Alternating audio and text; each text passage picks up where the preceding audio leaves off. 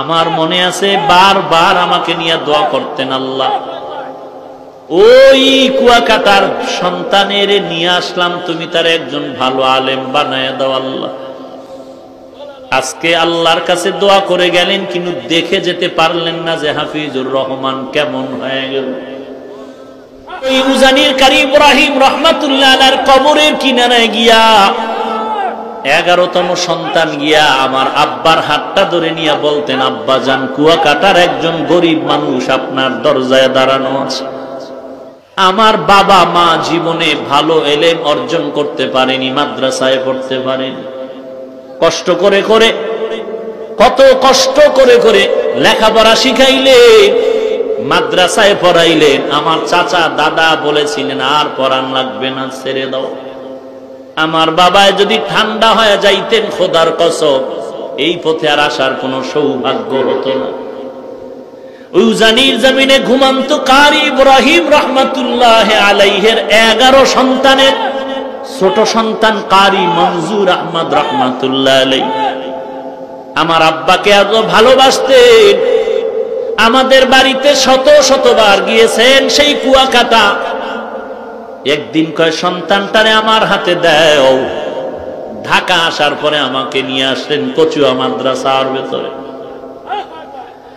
আর ওই উজানির কারি ইব্রাহিম রহমাতুল্লাহ আলাইহির কবরের কিনারায় গিয়া 11তম সন্তান গিয়া আমার আব্বার হাতটা ধরে নিয়ে বলতেন, আব্বা জান, কুয়াকাটার একজন গরিব মানুষ আপনার দরজায় দাঁড়ানো আছে। উজানির কারি সাহেব কারি মনজুর আহমদ 11 জন সন্তানের সর্বশেষ সন্তান। এই গরিব মানুষটা বড় মুখলেস মানুষ, বড় তাকওয়াওয়ালা মানুষ।